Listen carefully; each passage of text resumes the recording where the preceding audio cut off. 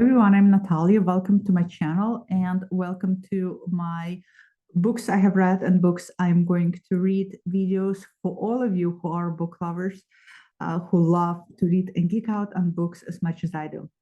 As you all know, today is Halloween, so happy Halloween for those who celebrate. I don't celebrate Halloween. I don't remember last time I put on a costume. I think it was in my 20s, and I think it was a sexy nurse. Um, that's pretty much all I recall. But I don't remember last time that I celebrated Halloween. So I don't celebrate Halloween, but today, surprisingly, I will be giving out candy to little monsters because my husband and I have been asked by his colleague, Tom, who's traveling to China, to go to his house and to give out candy to neighborhood kids because he doesn't want them to feel missed out. I guess he feels kind of like it's a ritual behavior for him. So we're gonna go to his house at 5 p.m. today, use 2 pounds of candy and give out candy to the kids. So wish me luck because I don't do little kids very well unless I'm under influence of alcohol, which fortunately, graciously, Tom had a feeling about it.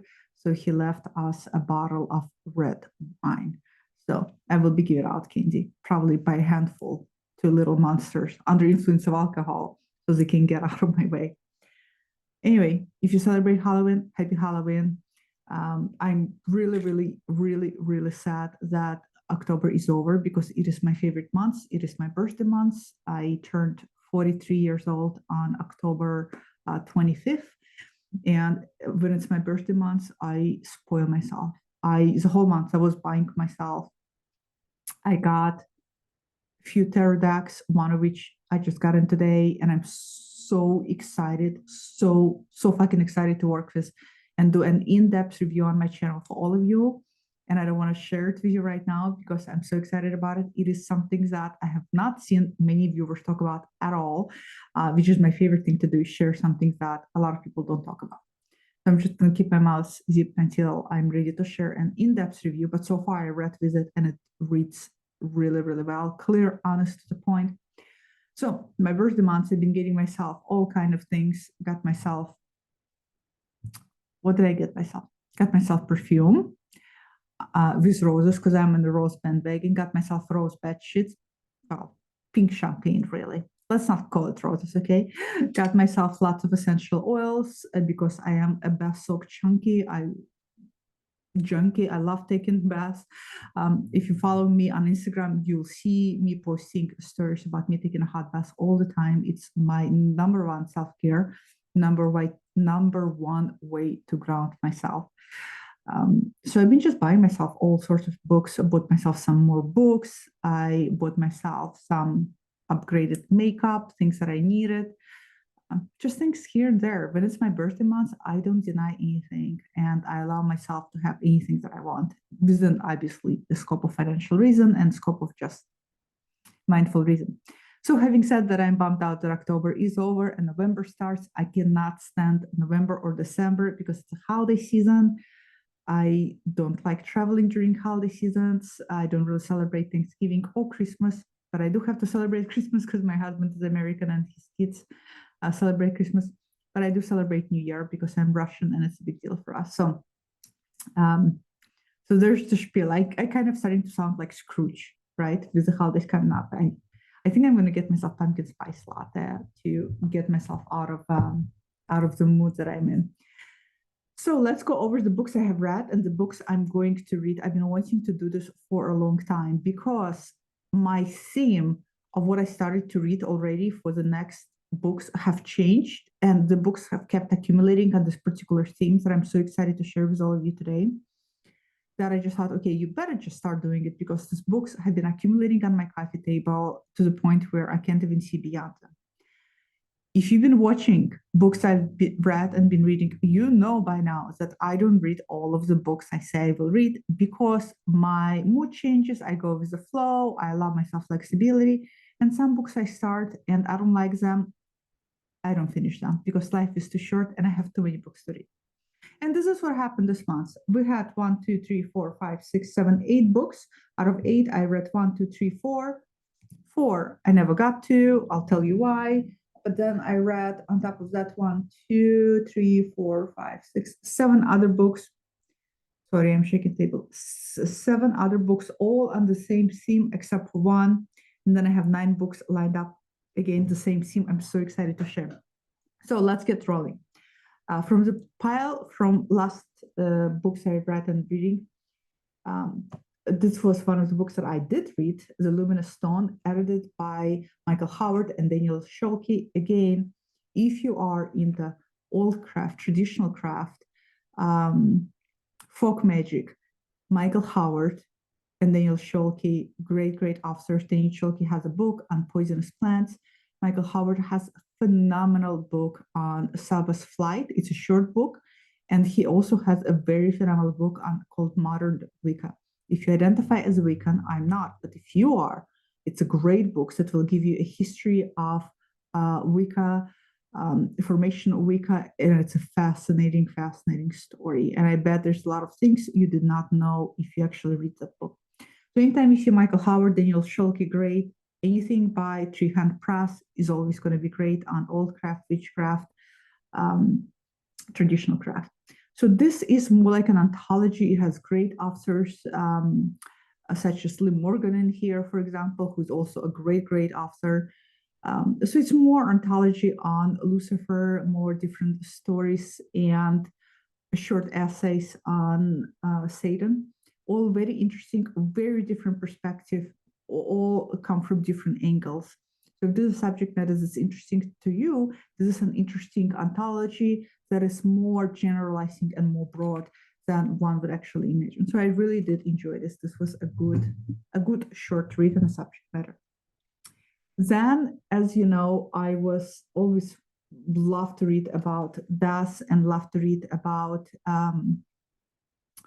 anything death related because it's subjects that's very close to me. Michelle Bellinger is the author of this. I have her other book, Energy Codex. If you're somebody who is new into working with energy, trying to understand your energy, getting in touch with the energy as a psychic medium, as a psychic individual, that is a good book. She's a psychic medium. She has a YouTube channel. And I just recently saw her interview with, is it Patrick Fitzpatrick? Did I get that right? He's a great author of Inner Temple of Witchcraft 1, 2, 3. She had a really great interview with him. So this is a book that I thought was more about on death and history of death and death rights. But this is more of a layout plan, chapter by chapter, how to start getting into relationship with death. And there's different rituals she goes in detail. There's, for example, death baths that you can take that ritualistically allow a part of you to die out. There's another ritual that you can do with clipping your fingernails or hair and the whole ritual associated with that. There's a whole ritual associated with setting up a death altar and how to create a veiled mirror. Fascinating. She really made me want to do all of this. I'm not in a space or place in my life right now to step into such ritualistic relationship with death. So for that reason, I didn't, but I have marked a lot of things in here. This death bath, I'm just going to do it regardless as a cleanse because I'm a bath junkie. As I said, this is so fascinating. You take a sachet and you basically put in there, let's see, it was really fascinating because you put in there cinnamon,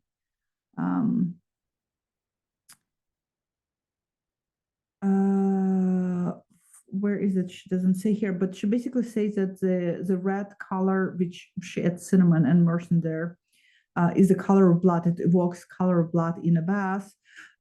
Also evokes color of fire. Fire purifies through destruction. And in the myth of the phoenix, what is destroyed by fire is also renewed. So it's a sachet that you create easily called purification by bath, and you just add, and I believe it is cinnamon, if I remember correctly, cinnamon, myrrh, and some other ingredients. Very fascinating. I marked it here because I thought I am definitely going to do that. So if you're interested and actually want to step in more ritualistic practice, this is, I think, is a really good book. So read it, enjoyed it, keeper. I had this book, short book, which I really loved and enjoyed, by Alessia Sebastiani, A Rust of Nail and Prick of Thorn. So this is theory and practice of effective home warding. This was really, really interesting because actually some things in here I didn't even realize were a home warding remedy in witchcraft. For example, I bought from Marcus McCoy, amazing blacksmith Marcus McCoy, I bought a while back a horseshoe because I love horseshoes. I associate them with good luck. And so I actually have a horseshoe as you pass the threshold of entrance into my house. Above the door, I have the horseshoe side up, which side up means let it collect the luck, side down. I think it means something else. I don't remember what it was, but there's the ritual for the luck to be brought into your house. That Gemma Gary, which is phenomenal old craft practitioner and writer, writes in one of her books. I think the books is actually called Traditional Craft, where you recite a protective spell 3 times as somebody nails into the horseshoe, and that's what David and I did.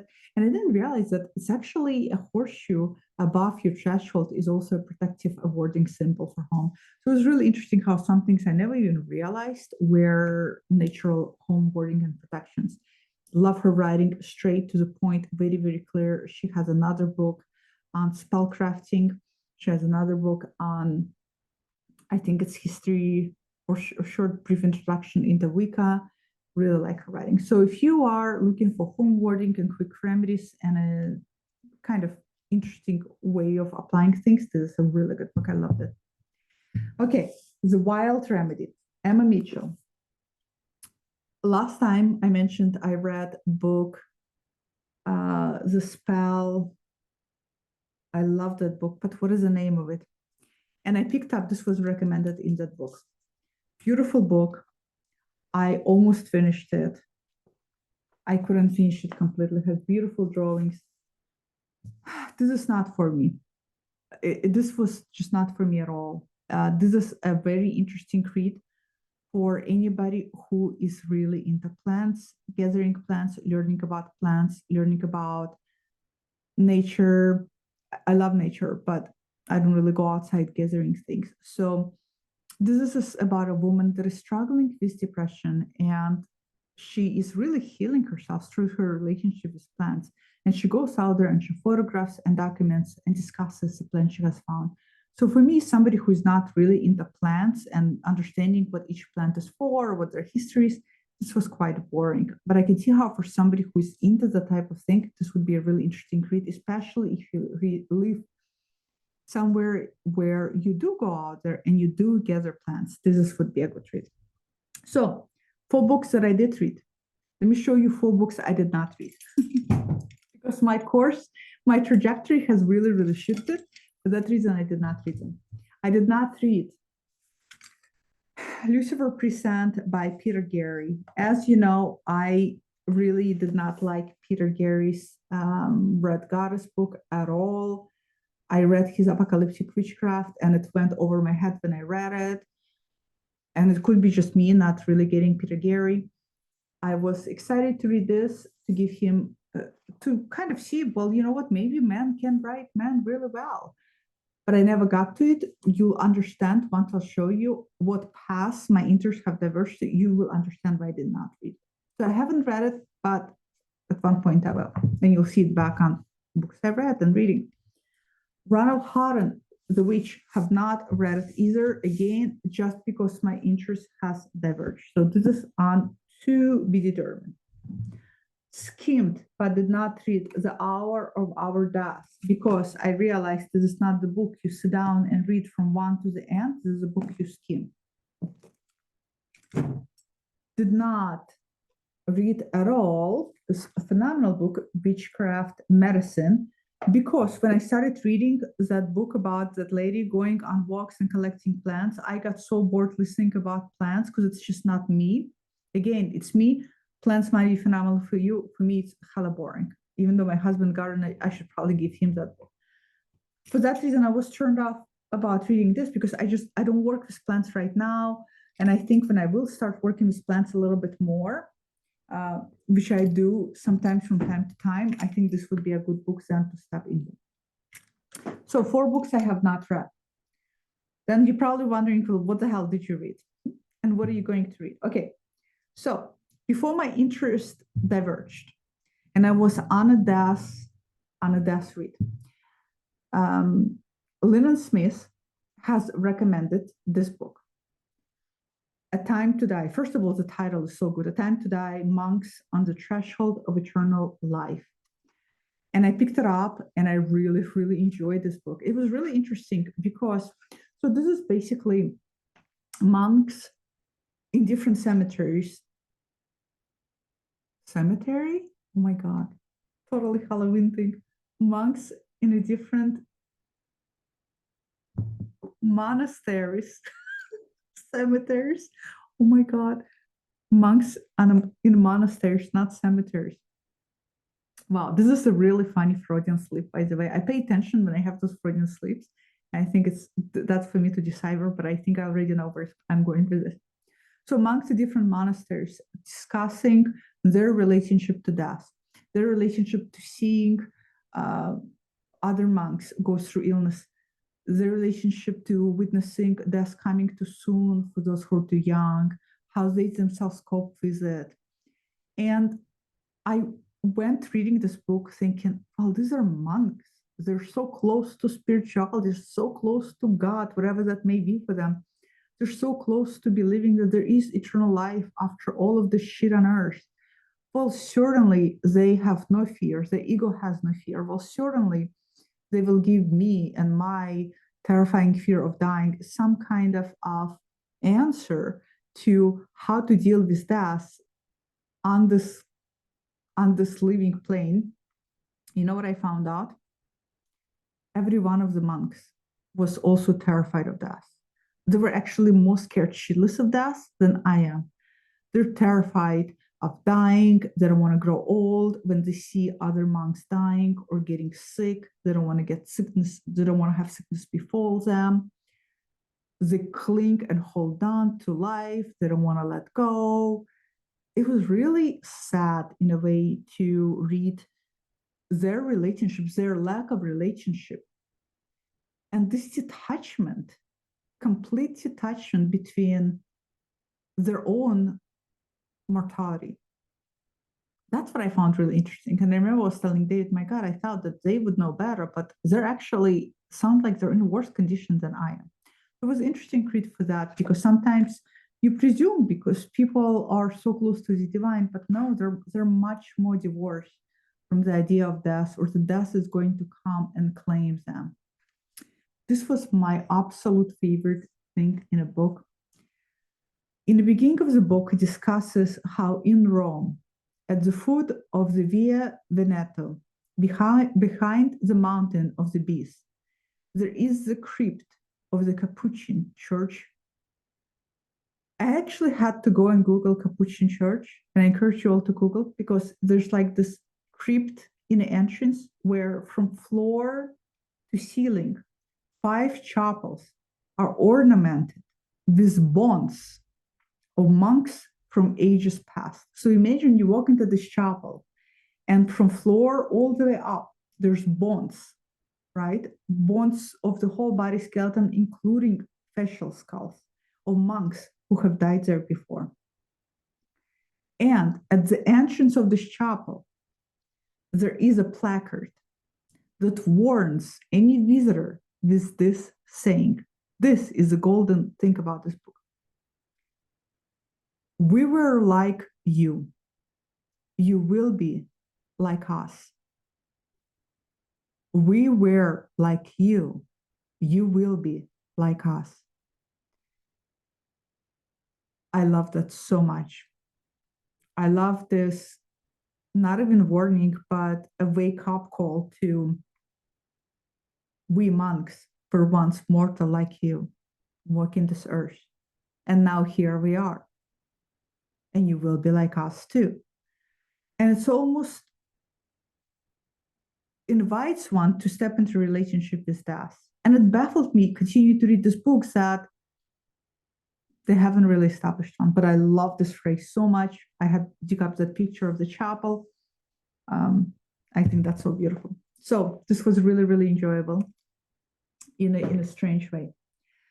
Okay, now I'm going to share with you the theme that I'm on, that I'm excited about, that I want to do some kind of workshop or class on. Definitely going to do a video on my top favorite books and tarot decks to work within that theme. How did I get on the theme? As many of you know, I only been working with Hecate, always have been working with Hecate, only been drawn to Hecate. Out of the blue, how did I get drawn to? Out of the blue, I got drawn to working with Aphrodite.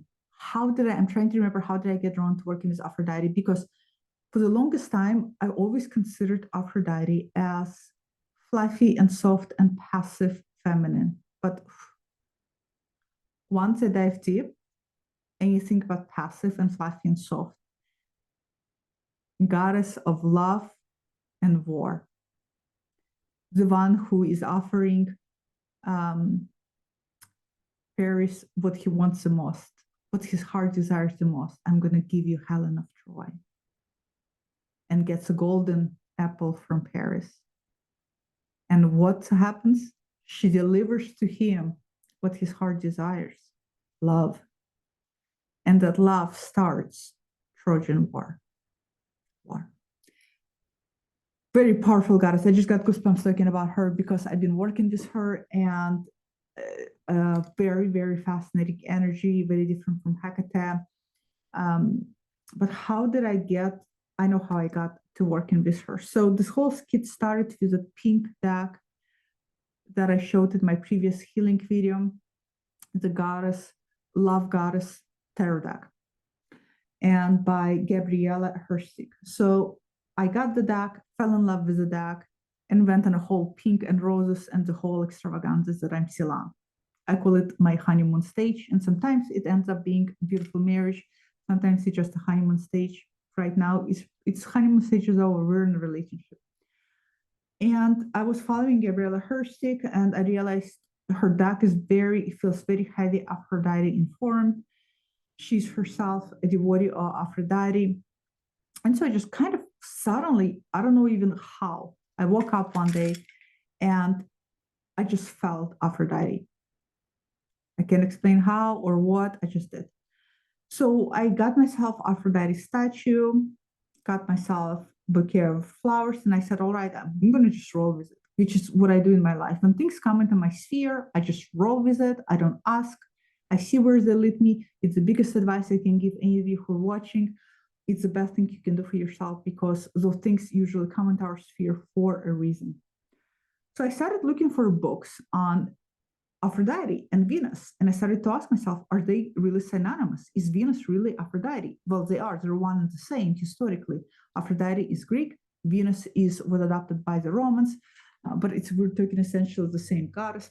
So I went on a skid of looking for books, historical books on her, which was challenging to find something good. And I found something that was breathtaking read. Short. If you like short books, Venus and Aphrodite, highly recommend this book, A Biography of Desire. First of all, it is written by a historian. Yes, award-winning historian. Second of all, this book is so interesting. What's most interesting about this book is that she takes you on a history of this goddess, and she takes you through a lens of how the viewer, the outsider, have started to observe and step into relationship with her based on historical context changing, which is fascinating.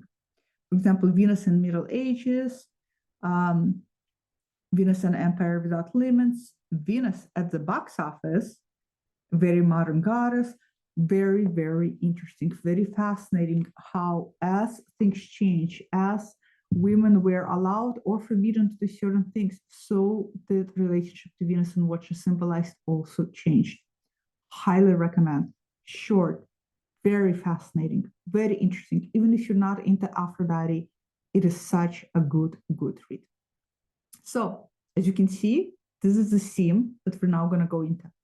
The theme that I went on after reading this book, and I've been working with Aphrodite, is a theme of sexuality, sensuality. It is a theme of women empowerment. It is a theme of women's sovereignty. It is a theme of um, healing yourself, healing your heart, theme of showing up in embodying your femininity versus showing up, embodying the masculinity, thinking you need to lead like a man.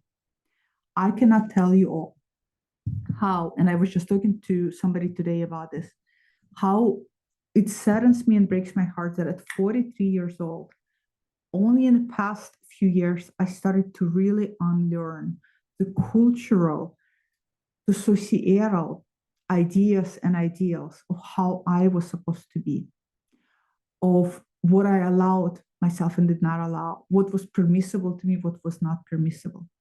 How only in the past couple of years, I have really stepped into my full, and still stepping into my full sense of self-worth in all regards, including at work, what I church, my relationship to my body, my relationship to my sexuality, sensuality, my relationship to being able to ask for things versus constantly giving things. It really saddens me that we as women unlearn all of this so late in life. It really saddens me that for me personally, in order to unlearn, I had to go on self-development route of reaching out myself and reading and immersing myself in books and still immersing myself in these books that were not being taught the self-development in schools at all.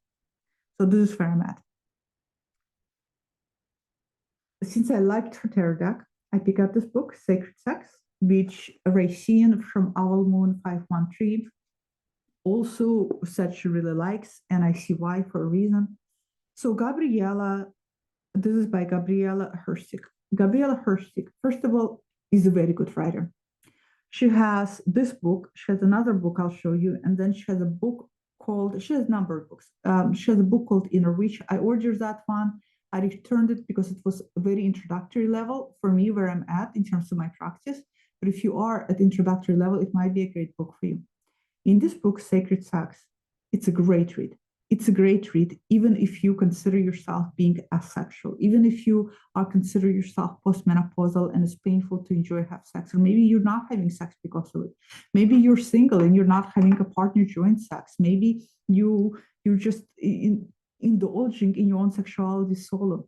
Regardless whether you are at, this book, more than anything, is about embodying your own sacred sensuality and sexuality, which is your own sexuality with yourself, your own relationship, intimacy with yourself.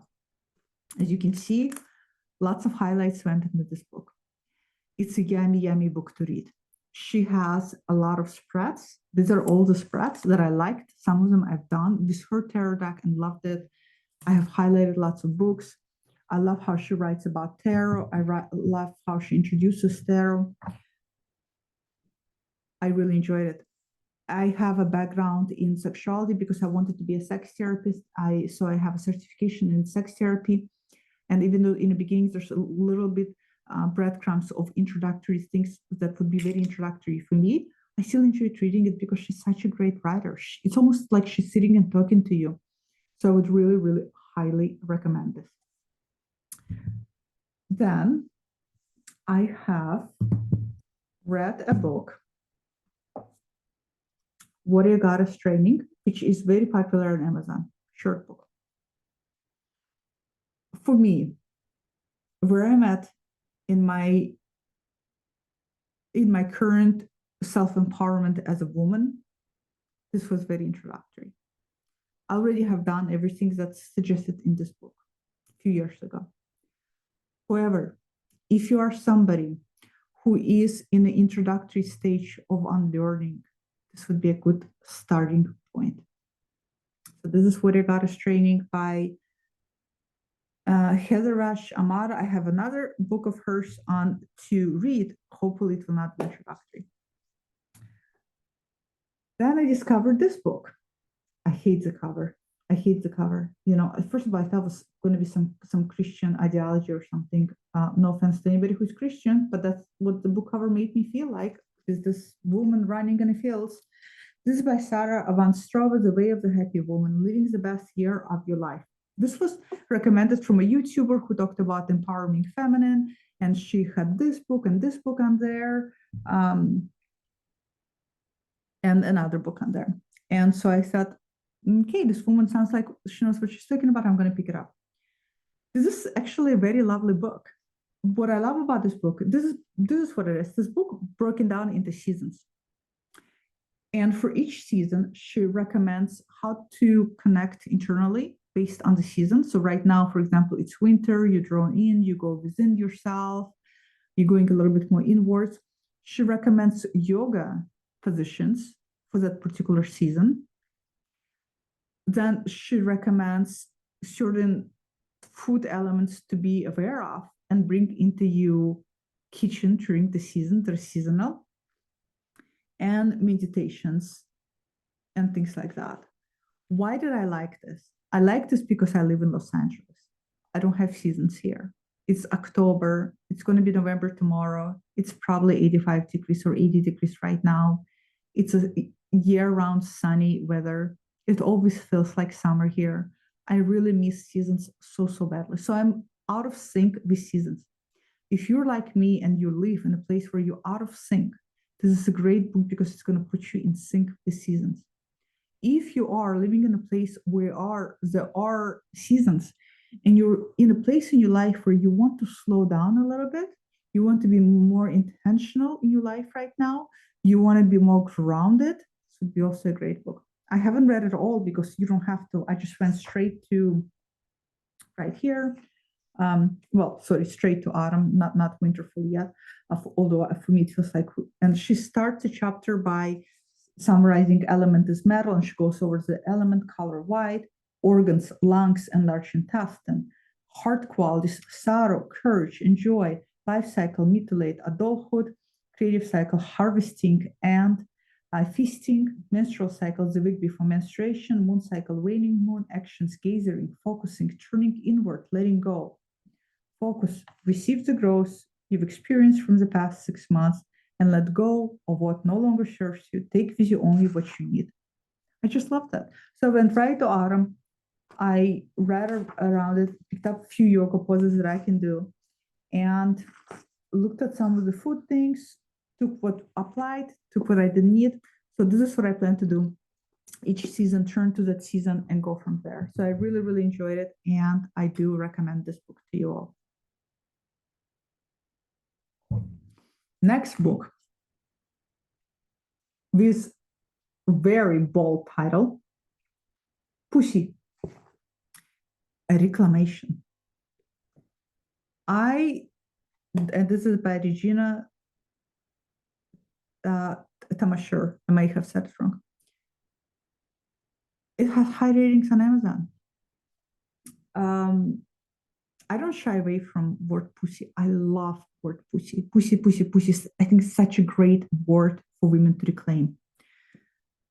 This, again, I'm past this. This is all about realizing your relationship, not only to pussy literally, but also metaphorically. This is, again, was not for me because I'm beyond this point. But if you're new to waking up and reclaiming yourself and unlearning everything that's been layered onto you, this might be good because she just really drives at this power slogan and power emphasis on, pussy, you power, you between the legs power, and the whole 9 yards. It's not exactly the book for me again at this point, but I thought, Pussy Reclamation got such great reviews on Amazon. It reminded me, sadly, 50 Shades of Grey. Has any of you read 50 Shades of Grey? When all women went crazy over 50 Shades of Grey because they felt sexually liberated by reading that book. I picked up 50 Shades of Grey and I couldn't get past a few pages because the book was so badly written. I couldn't. This is me, my thing, right? But a lot of women lost their shit over the book because it allowed them to open up, and it's almost allowed them to maybe like break internally something that they've been holding on to, something that they've been wanting. And I think this book is like that too. I think for some women who are more disconnected with themselves, that they realize this is one of those books. So if you may be new to self-empowering, self kind of relationship to yourself, this might be a good book for you. So I read it, but I wasn't like insanely crazy about it. I was like, okay, Regina, I get it, I get it. My pussy is powerful. Yep, got that. All right. But might be good for you. Let me know if any of you read it and what your thoughts on it.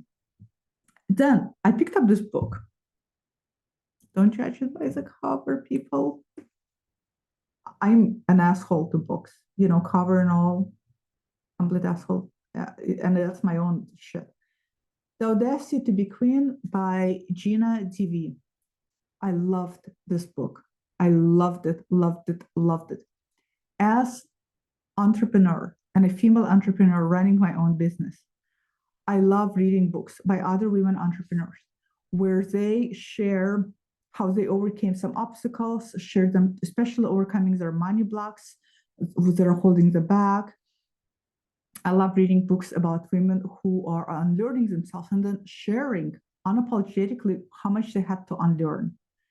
I loved this book. I love the archetypes that she presents in here. I have identified with a lot of archetypes. I love her writing style. I just really enjoyed it. I don't know if a lot of people don't know of this author. I don't know a lot of these books. She runs her own like money mastermind type of things. I don't know what to tell you. I loved it. I loved it so much. There is another um, entrepreneur woman from, I think she's from Belgium, that I keep in touch with on Instagram. And she's also into business and growing her business.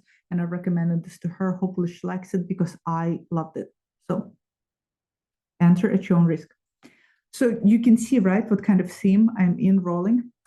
So the next books to be read, 1, 2, 3, 4, 5, 6, 7, 8, 9 books are all with the same theme.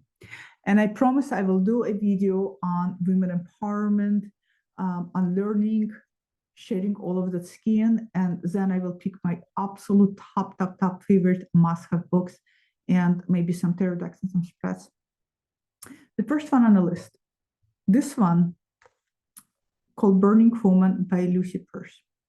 I have read this book 7 or 8 years ago. And I remember vividly how this book has turned me inside out. I had been thinking about this book a lot lately because I have been burning inside again. So, because I got rid of my copy, as I do, I decided to get another copy and I decided to reread it, which I almost never do, to see if it's equally as good as it was 7 years ago. Well, I'm only on page 40 and already highlighting things and I'm already loving it. So far, page 40, it still stands. I really, really like this book and I think I'm going to reread it and I think I'm going to rediscover things that I omitted or did not see or sleepwalked through 7 or 8 years ago. Lucy Peirce also has another book on healing, but this is one of my favorites. So rereading this one, let me know if any of you have read it. Picked this one up when I was in Portland, Pavel's bookstore last month. You have to pick up books when you're in Pavel's. On Our Best Behavior by Elise Lona. This is a book on 7 deadly sins and the price women pay to be good. I really hope it won't disappoint me. It looks so promising. Sloth. Being sloth to be sinful, we deny ourselves rest. Envy, believing envy to be sinful, we deny our own wanting. Pride, believing pride to be sinful, we deny our own talents. Gluttony, we deny our own hunger. Greed, we deny our own sanctuary. Lust, we deny our own pleasure. You get the point. So I'm really excited to read it. I hope it's going to be really, really good. So on our best behaviors, next one to read. I actually kind of started it because I loved Gabriella's Herstick, Sex. God, what is the title of this book, Gabriella? Un Momento, Sacred Sex, because I loved it so much. This is what I do when I love somebody so much. I go to their social media, I start stalking them, I start seeing what else they're reading, I start picking up their other work, just what I do. So I picked up Bewitching Elements. As I told you, she has Inner Reach that I also picked up, but I returned. It was too introductory. But I haven't started reading this, but I just like her writing. And I always wanted to get a little bit in a deeper relationship with elements. So I will read it and let you know how it is. Now, back to our feminine. The one who wrote The Warrior Goddess Training. I picked up this book by her, and I hope this won't be as introductory as the other one. The Warrior Heart Practice. Came a little bit up from Amazon, but oh well. I wasn't gonna, I order so many books from Amazon, and I'm not sure exactly whether I'm gonna like them. So I order them, and then I look through table of contents, and then I skim it. And sometimes I immediately just know they're not for me. This one, I skimmed through it, and I was thinking on the fence about returning. But then I decided to keep it because she was describing somewhere here, and I probably won't be able to find it, but she was describing here an inner abuser, but the inner abuser is our inner dialogue. And I thought, yeah, I really like this. A lot of times I also really like reading books on self-development because it's so instrumental to the work I do with my clients that I will find shreds of wisdom or shreds of golden nuggets that I can take and translate to transgender adult community I work with. I'm looking forward to read this Warrior Heart Practice.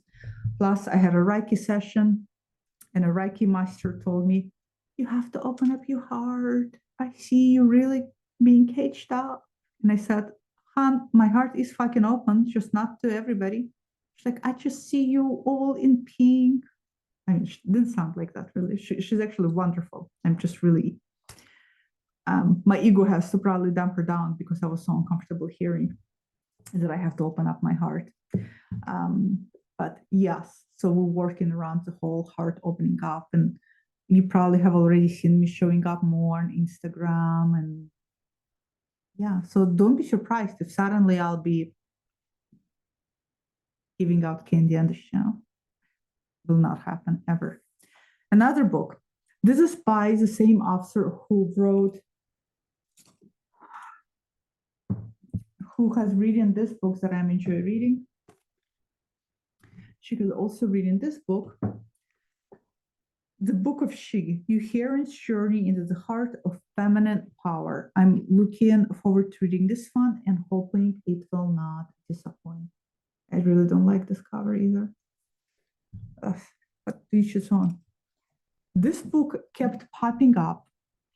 When I was doing a book search on Amazon, it kept popping up and popping up. And I never paid attention to it because I thought it had to do with embodying your inner sexual king, but it has nothing to do with it. And I feel bad because I feel like the cover and the title is misleading, and I never picked it up. I hope it's not robbing this author from readers.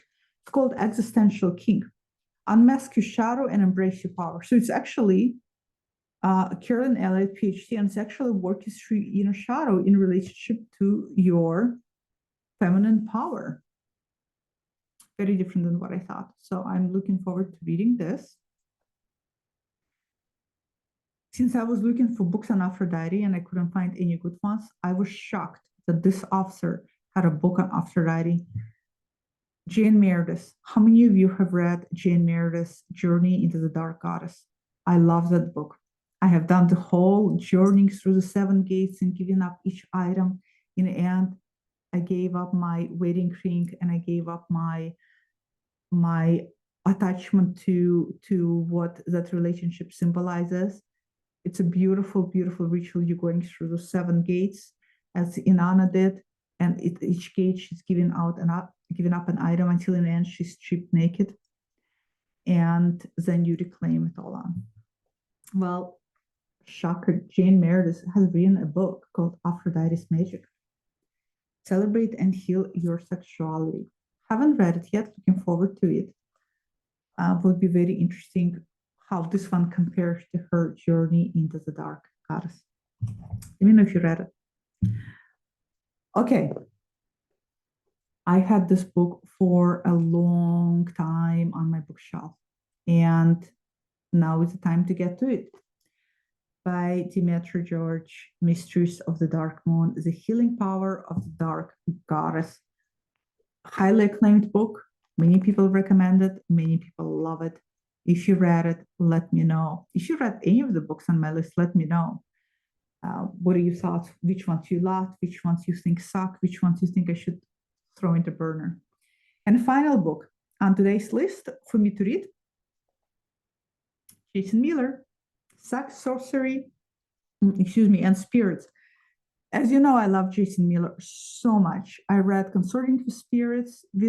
Loved that book. I have his Protective Magic. I took a class from him. He has a Hecate class as well. I love how he writes. He is a clear, true practitioner of the craft, straight to the point. He doesn't fuck around. He doesn't make things complicated. He's one of those magical practitioner writers who just tell you how to and why. What is the technique? Why we're doing technique? What's behind it? He shares personal stories. I love when people write in that way. I don't like when it's all smoke and mirrors and you're really not understanding, but why are we doing that? He breaks it all down. So I'm really, really excited to have this one here on Sex, Magic, and Sorcery by Jason Miller. So these are my 2 read books. I'm very, very excited. Let me know if you read any of them. Let me know if you know any women empowerment, women stepping into their feminine books that you recommend. Drop them below because I would be very happy to purchase them. And if you would be interested in like a workshop maybe, or an online class, in-depth class on how to embody your feminine, let me know. I'd love to hear that. Other than that, I hope you'll have a great, great Halloween. Enjoy giving out candy. I know that I will be because I will be under influence of wine. So have a great day. Bye.